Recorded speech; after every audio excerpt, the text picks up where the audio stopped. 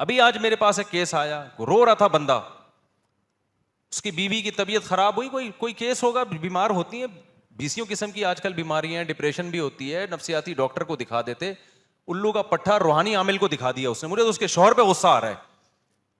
وہ کوئی بڑے بزرگ تھے روحانی عامل, کوئی یہاں بھی نہیں پاکستان سے باہر, بہت بڑے پہنچے ہوئے بزرگ, الو کے پٹھے نے اس کی بیوی کو طلاق دلوا کے خود شادی کر لی اس سے.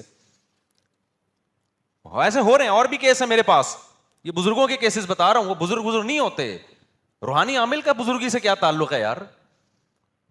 میں نے کہا تم نے کمبختوں میرے بیان نہیں سنے, 10 سال سے چیخ رہا ہوں میں, اور یہ ایک کیس تھوڑی ہے میرے پاس تو اور بھی ایسے کیس ہیں. کاؤنسلنگ کی بیوی کی, سمجھایا کہ ایکچولی یہ تم اصل میں اپنے میاں کے ساتھ ایکچولی تمہیں جو ہے نا اصل میں ڈسٹربنس بہت ہو رہی ہے, اور پھر وہ آ رہے ہیں حصار کھینچ رہے ہیں, ہوتے ہوتے وہ بیگم اس کو چھوڑ کے کس پہ لٹو ہو گئی. یہ بڑے ہوشیار لوگ ہوتے ہیں, اندر سے بڑے زہریلے ہوتے ہیں, یہ ایسے نرم لہجے میں ایکچولی کر کے اس کو بات کریں گے, اس کو چھوڑ تو بتا. اور پھر یہ کچھ دن کے بعد رکھ کے, ویسے بھی ان کا روحانی عاملوں میں وفا کہاں ہوتی ہے, ویسے ہی چھوڑ دیتے ہیں اس کو. تو کبھی تمہاری بیوی اللہ نہ کرے بیمار ہو جائے, خدا کے لیے روحانی عامل کے پاس مت لے کے جانا, نفسیاتی ڈاکٹر سے علاج کراؤ, وہ پھر بھی شاید انسان کا بچہ بن کے کچھ میڈیسن دے ٹھیک ہو جائے.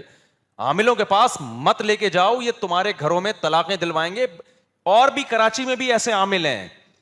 اب میں کسی کو بتا دیتا ہوں اس عامل کے بارے میں, وہ فراڈی ہے, جا کے اس عامل کو بتا رہا ہے, مفتی صاحب کہہ رہے ہیں تو فراڈی ہے, کرنا کرانا تو نے کچھ ہے نہیں, تو جا بھائی, تو پھر جاؤ, تو اس کا مطلب تو بھی ملا ہوا ہے اس کے ساتھ, تو بھی ملا ہوا ہے, تو بھی اسی درجے کا فراڈی ہے.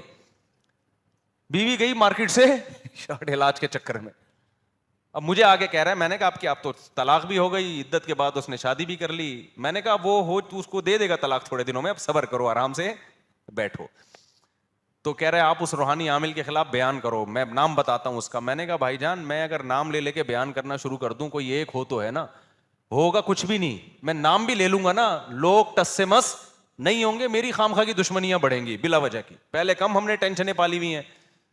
تو سارے ایک جیسے, جب ہول سیل کے حساب سے ریٹ پہ بتا رہے ہیں کہ بھائی روحانی میں نہ دیوبندی دیکھو, نہ تبلیغی دیکھو, نہ یہ دیکھو کہ یہ بزرگ ہے, نہ یہ دیکھو کہ یہ تبلیغی ہے, نہ یہ ریونڈ کا مقیم ہے, یہ بھی نہ مت دیکھو. رائیونڈ کا مقیم ہو, بہت بڑا خلیفہ ہو, اگر وہ جن چڑیل بھوت بھگانے کا کام کر رہا ہے, اس کا مطلب وہ کیا ہے, وہ 2 نمبر آدمی ہے. جن چڑیل بھوت کسی کا باپ نہیں بھگا سکتا بھائی, اور اگر بھگا سکتا ہے تو روحانی عامل کے علاوہ بھی سب بھگا سکتے ہیں. میں بھی بھگا سکتا ہوں, آپ بھی بھگا سکتے ہیں. وہی آیت الکرسی پڑھ کے آپ دم کر دو, بھاگے گا, اس کا باپ بھی بھاگے گا. نہیں بھاگ رہا, مسجد کے امام کے پاس جاؤ, ذرا نیک آدمی کے پاس چلے جاؤ, وہ دم کرے گا, زیادہ فائدہ ہوگا. اس سے آگے جن چڑیل بھوت کو فری کرانے کی ضرورت نہیں ہے. نہیں بھاگا تو اس کا مطلب نہیں بھاگ رہی ہے, صبر کر کے بیٹھ جاؤ, بولے بھائی ہم نے جنات سے کیا کر لیا ہے, کمپرومائز کر لیا. 2-3 چڑیلیں بھی گھر میں ہونی چاہیے کہ نہیں ہونی چاہیے. صبر کرو یار. اور زیادہ تر کیس جن چڑیل کے نہیں ہوتے, ڈپریشن کے ہوتے ہیں, میڈیسن سے کور ہو جاتے ہیں. لیکن ڈپریشن کی میڈیسن بر وقت ہو جائیں تو معاملہ سیٹ ہو جاتا ہے.